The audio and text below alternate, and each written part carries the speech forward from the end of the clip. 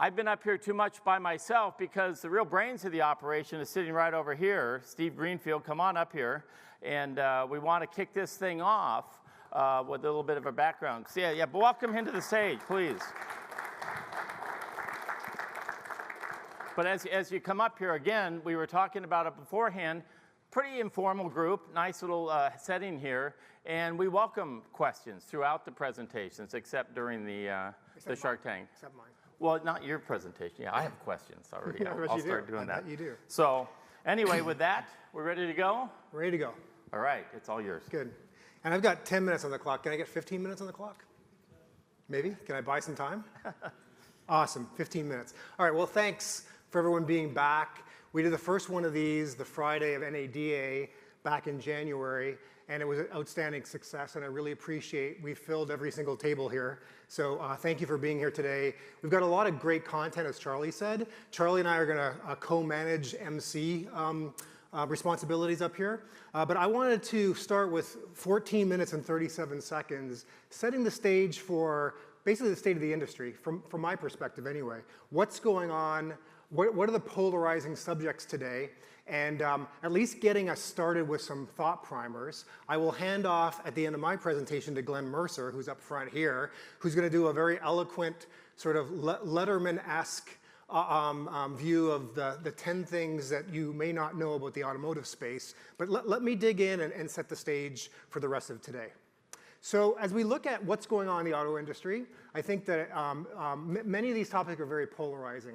And often, somewhere along the continuum of excitement to provoking anxiety, the more that we can educate ourselves around these topics, I think the more that we can turn the dial to the left and make sure that we are prepared to ride these waves of change that are accelerating and coming at us at a faster pace. So let me glance across the top of some of the things that I think all of us should be paying attention to.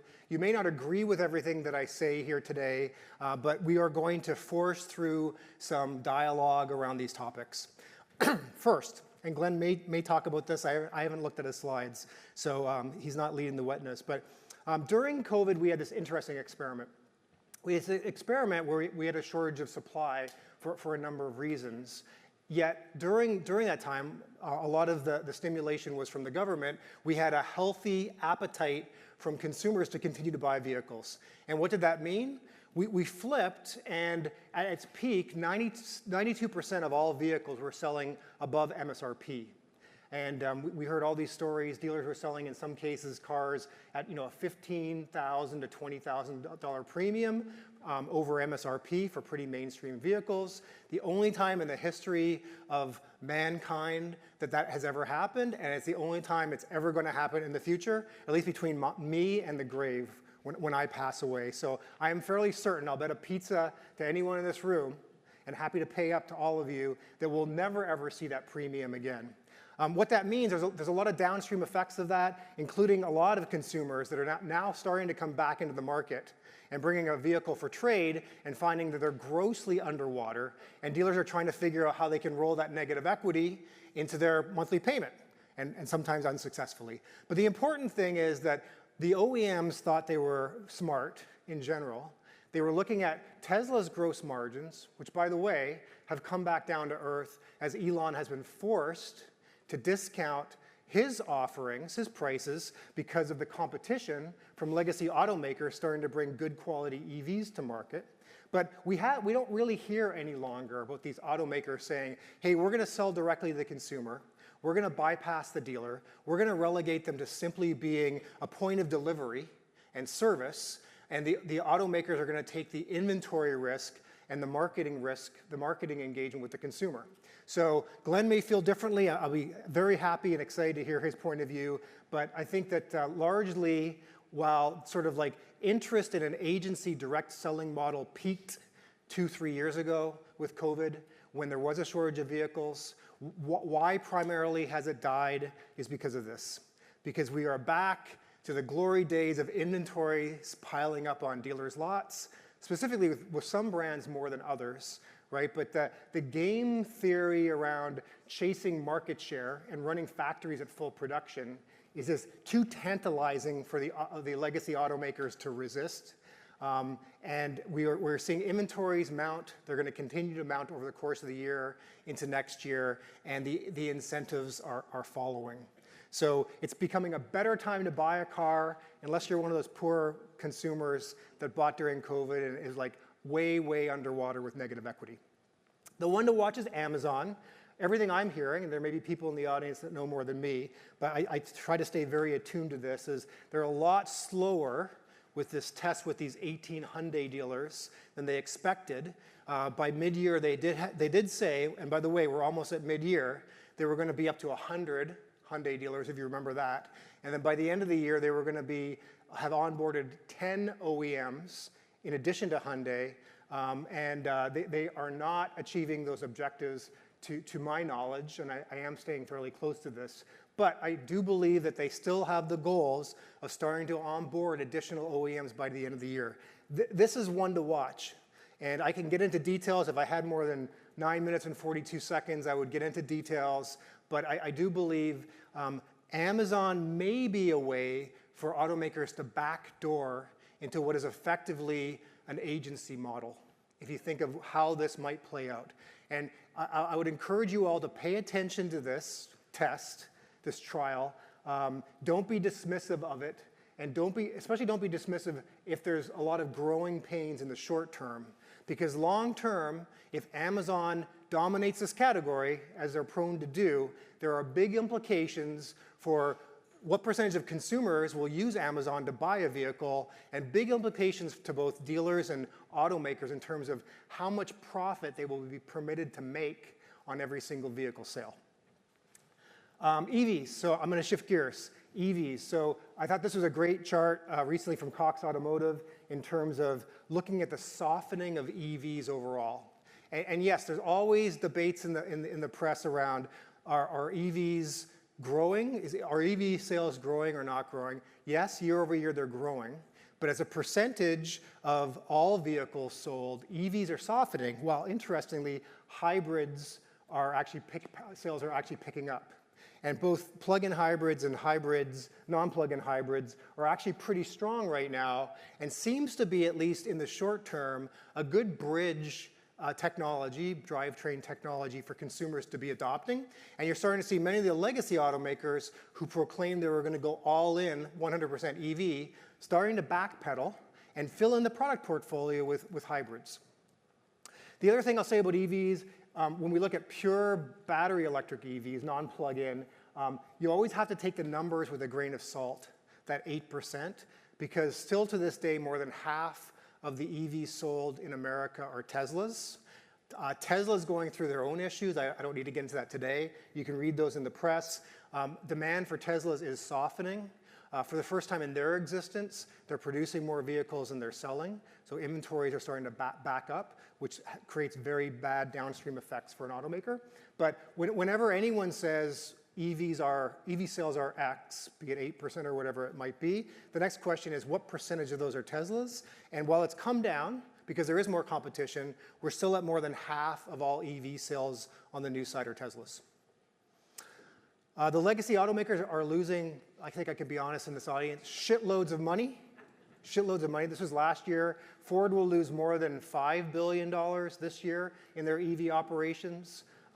Q1 numbers, this was $100,000 they lost for every single EV they sold. Now that includes all the investments in battery plants and production facilities, but $100,000, and you got to wonder, with the Wall Street analysts questioning these CEOs, like how on earth they can continue to withstand the pressure they're going to be under to sort of say, why on earth are you doing this right now?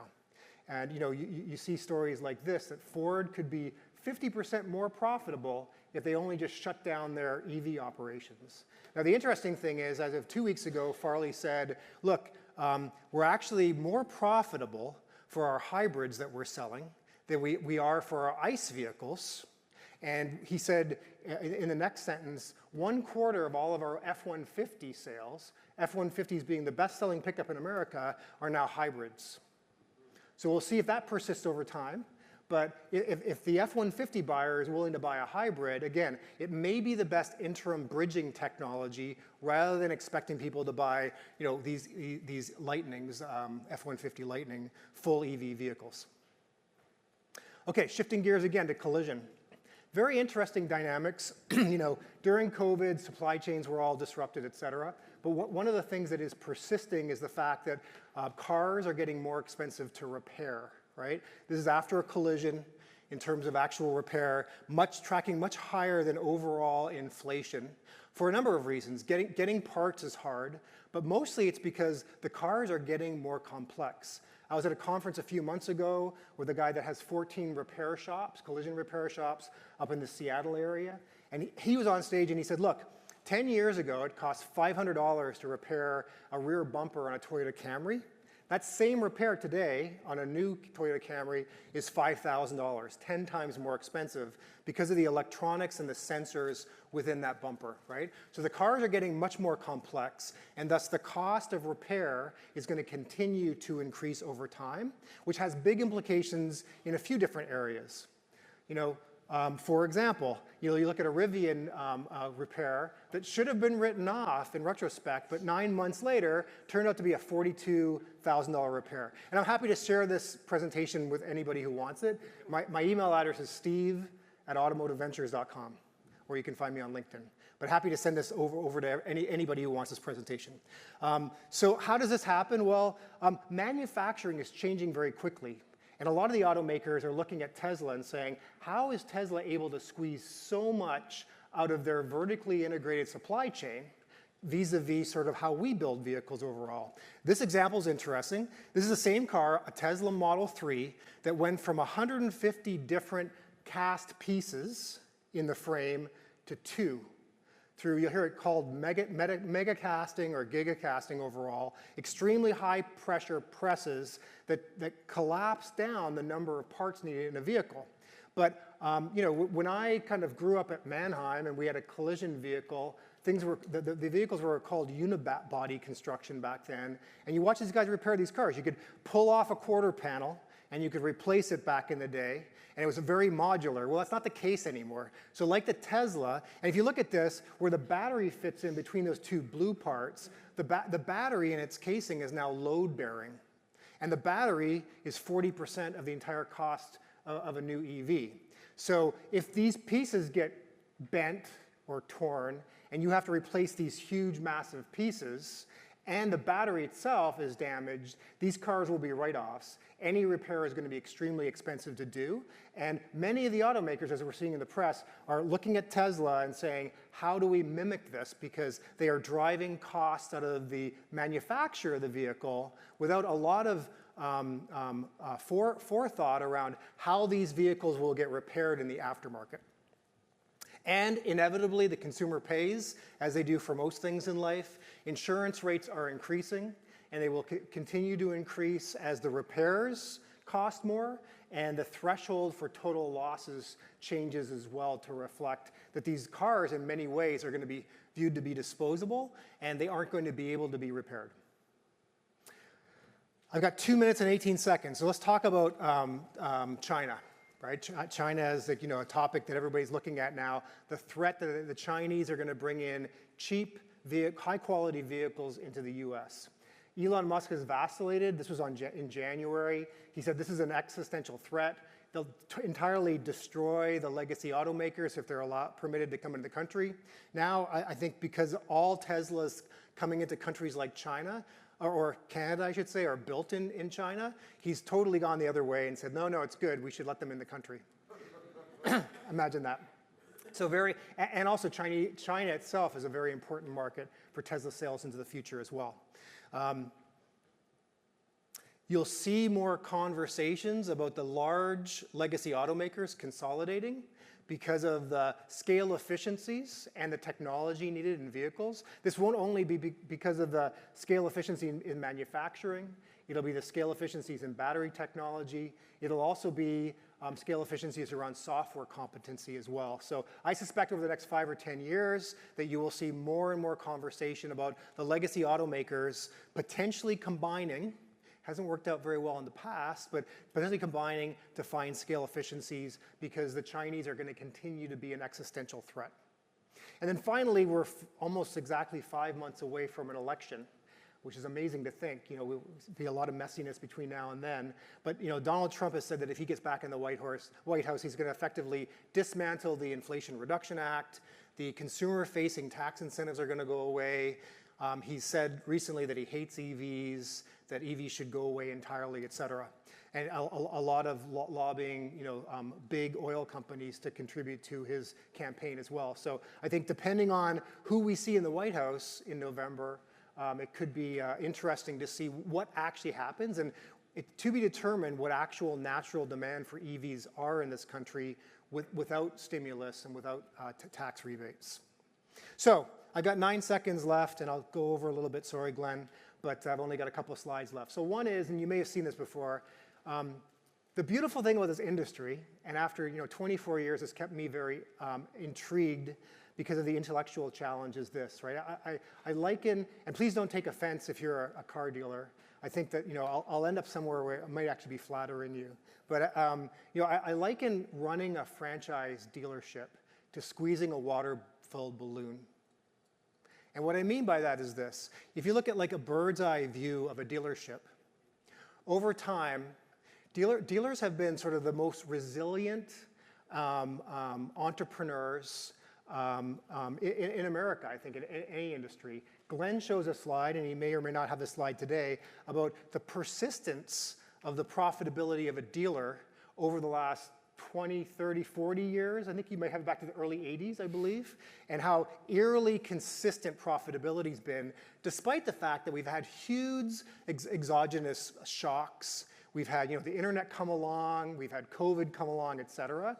Now, that 2% net to gross or whatever Glenn shows will have jumped up during COVID. It's drifting back down to its historical norm. But the beautiful thing if you're running a franchise dealer, as you all know, is that you can shunt around your best talent and your capital to different departments depending on where the profit is, right? At the beginning of the internet, dealers were making a lot more front-end gross before folks like Kelley Blue Book started to publish invoice pricing or trade pricing, so you could make a lot of money on a trade-in. What's happened? F&I has become a lot more important.